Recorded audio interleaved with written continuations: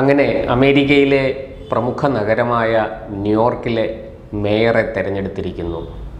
Indian വംശജനായ Zohran Mamdani എന്ന 34-കാരനാണ് mayor സ്ഥാനത്തേക്ക് തിരഞ്ഞെടുക്കപ്പെട്ട ഭാഗ്യവാൻ. ഇന്ത്യക്കാരിയും ഹിന്ദുവുമായ മീര നായരുടെയും സിനിമാ സംവിധായിക, ഇന്ത്യൻ വംശജയായ മീര നായരുടെയും കൊളംബിയ യൂണിവേഴ്സിറ്റി പ്രൊഫസർ, അദ്ദേഹത്തിൻ്റെ പേര് മഹമൂദ് മംദാനി. ഈ മഹമൂദ് മംദാനിയുടെയും മീര നായരുടെയും മകനാണ് സൊഹ്റാൻ മംദാനി. ഇപ്പോൾ സൊഹ്റാൻ മംദാനി ന്യൂയോർക്കിൻ്റെ മേയറായി തിരഞ്ഞെടുക്കപ്പെട്ട ഉടനെ തന്നെ ഒരു വിവാദം പൊട്ടിപ്പുറപ്പെട്ടിരിക്കുകയാണ്.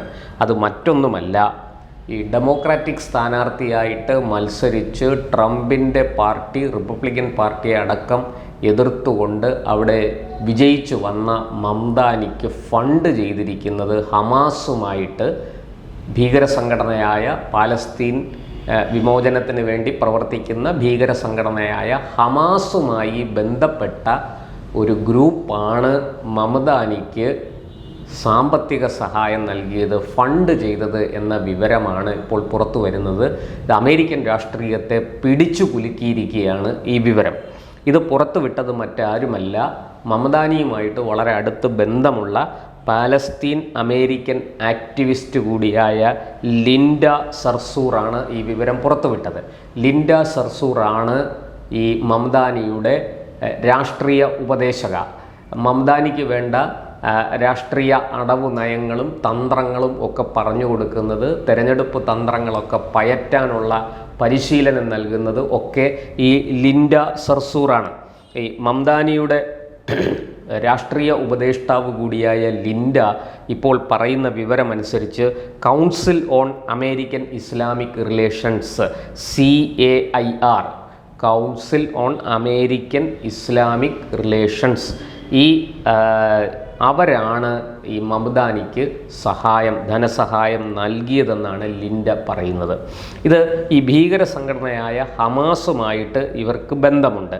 അതെങ്ങനെയെന്ന് വെച്ചാൽ, ഈ ഭീകര സംഘടനയായ ഹമാസിന് അനുകൂലമായി, അതായത് മംദാനിക്ക് അനുകൂലമായി പ്രവർത്തിക്കുന്ന super PAC, political action committee, അതായത് ഈ സ്ഥാനാർത്ഥികൾക്ക് വേണ്ടിയിട്ട് ഫണ്ട് കണ്ടെത്താൻ ഇത്തരം കമ്മിറ്റികളെ രൂപീകരിക്കും.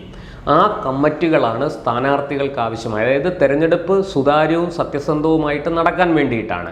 അപ്പോൾ ഒരു പാർട്ടിയിൽ വരുന്ന ഒരു സ്ഥാനാർത്ഥി, അതായത് അവിടുത്തെ ദേശീയ പാർട്ടിയോ അല്ലെങ്കിൽ അവർക്ക് അതിന് പ്രത്യേക മാനദണ്ഡങ്ങളുണ്ട്. ആ മാനദണ്ഡങ്ങൾ അനുസരിച്ച് ആ പാർട്ടിയുടെ സ്ഥാനാർത്ഥിയായി മുന്നോട്ട് വരുന്നയാളിന് കൃത്യമായിട്ട് ഫണ്ടൊക്കെ കണ്ടെത്തി കൊടുക്കാൻ ഇത്തരം കമ്മിറ്റികൾ രൂപീകരിക്കും.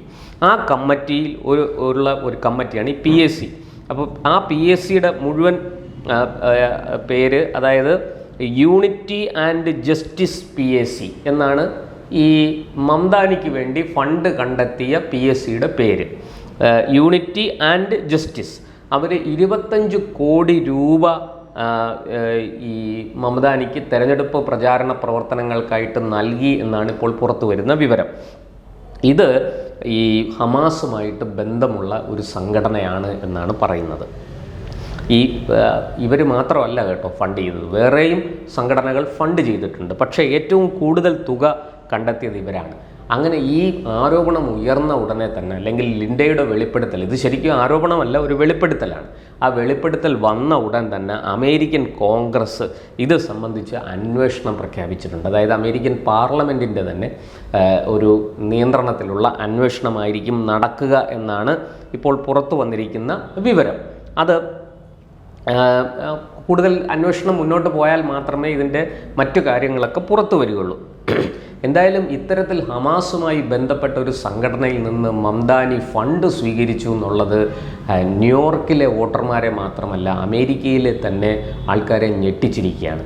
നമുക്കറിയാം, ഈ ന്യൂയോർക്കിലെ ഡെമോക്രാറ്റുകൾ, വിശിഷ്യ ഈ മംദാനി ഒരു കമ്മ്യൂണിസ്റ്റ് പശ്ചാത്തലമുള്ള ആളാണ്. റിപ്പബ്ലിക്കൻ പാർട്ടി ഒരു വലതുപക്ഷ സ്വഭാവമുള്ള പാർട്ടിയാണ്. അതേസമയം ഡെമോക്രാറ്റുകളാകട്ടെ ലെഫ്റ്റ് ലിബറൽസ്, അതായത് ഇടത് സ്വതന്ത്ര ചിന്തയുള്ളവർ എന്നാണ് അവർ അറിയപ്പെടുന്നത്. അങ്ങനെ ഇടത് സ്വതന്ത്ര ചിന്തയുള്ള പാർട്ടിയുടെ സ്ഥാനാർത്ഥിയായിട്ട് മത്സരിച്ച് ന്യൂയോർക്കിൽ ജയിച്ച മംദാനി ഒരു കമ്മ്യൂണിസ്റ്റ് ആണ് എന്നുള്ളതാണ് ഒന്നാമത്തെ പ്രശ്നമായിട്ട് അമേരിക്കക്കാർ കണ്ടിരുന്നത്, അല്ലെങ്കിൽ റിപ്പബ്ലിക്കൻ പാർട്ടിക്കാർ ആരോപിച്ചിരുന്നത് അതാണ്. അതിൻ്റെ കൂടെ ഈ ഹമാസുമായി ബന്ധപ്പെട്ട് ഫണ്ട് വാങ്ങി, അല്ലെങ്കിൽ ഹമാസുമായി ബന്ധപ്പെട്ട സംഘടന ഇവർക്ക് തെരഞ്ഞെടുപ്പ് പ്രചാരണത്തിനുള്ള പണം നൽകി എന്ന് ഈ രാഷ്ട്രീയ ഉപദേഷ്ടാവ് തന്നെ പറയുമ്പോൾ അത് വലിയ രീതിയിൽ അമേരിക്കയെ ഞെട്ടിച്ചിരിക്കുകയാണ്. നമുക്കറിയാം, നേരത്തെയും അമേരിക്ക വലിയ പ്രതിസന്ധിയിലാണ്. സത്യത്തിൽ അവിടെ സാമ്പത്തിക പ്രതിസന്ധിയുണ്ട്, വലിയ രീതിയിൽ കടമുണ്ട്. അതുപോലെ ട്രംപിൻ്റെ തലതിരിഞ്ഞ നയങ്ങൾ അമേരിക്കയെ തെല്ലൊന്നുമല്ല ബുദ്ധിമുട്ടിക്കുന്നത്. അതൊക്കെ അവിടെ നിൽക്കുമ്പോഴും അമേരിക്ക നേരിടുന്ന ഏറ്റവും വലിയ പ്രതിസന്ധി എന്ന് പറയുന്നത് ഇസ്ലാം കുടിയേറ്റം, ഇസ്ലാം അധിനിവേശം ആണ്. അത് യൂറോപ്പിനെയും അമേരിക്കയെയും കാർന്നു തിന്നുകൊണ്ടിരിക്കുകയാണ്. ഏതാണ്ട് 10 വർഷം മുമ്പ് ഒരു മൗലവി, എനിക്ക് തോന്നുന്നു അൽ-ഖ്വയ്ദയുമായി ബന്ധപ്പെട്ട അൽ ജസീറ TV എങ്ങണ്ടോ ആണ് ആ അഭിമുഖം വന്നത്. ഒരു മൗലവി, ഞാൻ അദ്ദേഹത്തിൻ്റെ പേരിപ്പം മറന്നുപോയി, അദ്ദേഹം പറഞ്ഞു, ഭാവിയിൽ അമേരിക്ക ഒരു ഇസ്ലാമിക രാജ്യമായി മാറും, ഞങ്ങൾ അതിനു വേണ്ടിയിട്ടുള്ള എല്ലാ പരിശ്രമവും നടത്തിക്കൊണ്ടിരിക്കുകയാണ് എന്ന് അദ്ദേഹം അന്ന് ഒരു അഭിമുഖത്തിൽ പറഞ്ഞായിരുന്നു. അന്നത് എല്ലാവരും പുച്ഛിച്ച് തള്ളി, ചിരിച്ചു തള്ളി. ഏതാണ്ട് 10 വർഷം മുമ്പാണ്, 2015-ലോ 14-ലോ ആണ് ഈ അഭിമുഖം പുറത്തു വരുന്നത്. പക്ഷേ ഇന്ന് അത് സത്യമാണ് എന്ന് തെളിഞ്ഞുകൊണ്ടിരിക്കുകയാണ്. കാരണം ഒരു മുസ്ലിം, ഇന്ത്യൻ വംശജനായ കമ്മ്യൂണിസ്റ്റായ ഒരു മുസ്ലിം ന്യൂയോർക്ക് പോലെ ഒരു യാഥാസ്ഥിതിക നഗരത്തിൽ, വലിയ കോടീശ്വരന്മാർ താമസിക്കുന്ന നഗരത്തിൽ മേയറായിട്ട് അധികാരത്തിലെത്തിയിരിക്കുന്നു എന്ന് പറയുമ്പോൾ അത് ചെറിയ കാര്യമല്ല. അങ്ങനെ അധികാരത്തിലെത്താൻ ഹമാസ് പോലൊരു ഭീകര സംഘടന ഫണ്ട് ചെയ്തിരിക്കുന്നു എന്നുള്ളതാണ് ഞെട്ടിക്കുന്ന അതിലെ രണ്ടാമത്തെ ഭാഗം. ഒന്നാം ഭാഗം, ഈ മമദാനി അവിടെ ജയിച്ചു. മമദാനിക്ക് ഏതാണ്ട് ജനുവരിയിൽ വെറും 1% മാത്രമേ പിന്തുണ ഉണ്ടായിരുന്നുള്ളൂ. അതാണ് ഈ ഡെമോക്രാറ്റുകളുടെ സ്ഥാനാർത്ഥിയായിട്ട് ഒടുവിൽ അദ്ദേഹം തീരുമാനിക്കപ്പെടുമ്പോൾ 50%-ലധികം പേരുടെ പിന്തുണ അദ്ദേഹത്തിനുണ്ടായിരുന്നു. ഇപ്പോൾ അദ്ദേഹവും നിസാര വോട്ടുകൾക്കല്ല ജയിച്ചിരിക്കുന്നതെന്നും കൂടി നമ്മൾ തിരിച്ചറിയണം. അപ്പം ഈ ന്യൂയോർക്കിൽ വലിയ രീതിയിൽ ഇസ്ലാമിക അധിനിവേശമുണ്ട്. ന്യൂയോർക്ക് ഇസ്ലാമോഫോബിയയുടെ പിടിയിലാണ്. എന്നിട്ടും അതിനെയെല്ലാം മറികടന്നുകൊണ്ട് മംദാനിയെ പോലൊരാൾ ജയിച്ചു വന്നത് ചെറിയ ഒരു കാര്യമായിട്ടല്ല അമേരിക്കക്കാർ കാണുന്നത്. സത്യത്തിൽ അമേരിക്കയെ അത് ഞെട്ടിച്ചിരിക്കുകയാണ്. അമേരിക്ക വലിയ പരിഭ്രാന്തിയിലാണ്. എങ്ങനെ സംഭവിച്ചു, അതും ഹമാസിൻ്റെ ഫണ്ടിങ് കൂടെ വന്നു എന്നറിഞ്ഞപ്പോൾ അദ്ദേഹത്തിൻ്റെ മംദാനിയുടെ രാഷ്ട്രീയ ഉപദേഷ്ടാവായ ലിൻഡ തന്നെ ഇക്കാര്യം തുറന്നു പറയുകയും കൂടി ചെയ്തപ്പോൾ അത് അക്ഷരാർത്ഥത്തിൽ അമേരിക്കയെ ഞെട്ടിച്ചു. അമേരിക്ക എന്ത് ചെയ്യണമെന്നറിഞ്ഞുകൂടാതെ ആശയക്കുഴപ്പത്തിലും പരിഭ്രാന്തിയിലും ആശങ്കയിലുമാണ്. അതവിടെ നിൽക്കട്ടെ. നമുക്ക് മംദാനിയെ സംബന്ധിച്ചിടത്തോളം മമദാനി അടക്കമുള്ളവരുടെ നിലപാട് എന്ന് പറയുന്നത്, തിരഞ്ഞെടുപ്പ് പ്രചാരണ പ്രവർത്തനം നടന്നുകൊണ്ടിരുന്നപ്പോൾ തന്നെ അവർ പ്രഖ്യാപിച്ചത് ബെഞ്ചമിൻ നെതന്യാഹു ന്യൂയോർക്കിലെത്തുമെങ്കിൽ അറസ്റ്റ് ചെയ്ത് ജയിലിലിടും, യുദ്ധക്കുറ്റവാളിയായിട്ട് പ്രഖ്യാപിച്ചിരിക്കുകയാണ്, അതുകൊണ്ട് അറസ്റ്റ് ചെയ്ത് ജയിലിലിടും എന്ന് തുറന്നു പറഞ്ഞ ആൾക്കാരാണ് ഇവരെല്ലാം. ഈ ഡെമോക്രാറ്റുകൾ പൊതുവെ ഇസ്രായേലിനും ജൂതന്മാർക്കും എതിരാണ്. അമേരിക്കയിൽ ധാരാളം ജൂതന്മാരുണ്ട്, ജൂതന്മാർക്ക് വലിയ സ്വാധീനമുണ്ട്. അമേരിക്കൻ സമ്പദ് വ്യവസ്ഥയെ നിയന്ത്രിക്കുന്നത് പോലും ഒരു പരിധിവരെ ജൂതന്മാരാണ്. എങ്കിലും ആ ജൂതന്മാരെ വളരെ കൃത്യമായിട്ട് അകറ്റി നിർത്തുന്ന, വെറുക്കുന്ന, അല്ലെങ്കിൽ അവരോട് വിരോധം പുലർത്തുന്ന ഒരു സമീപനമാണ് ഡെമോക്രാറ്റുകൾക്കുള്ളത്.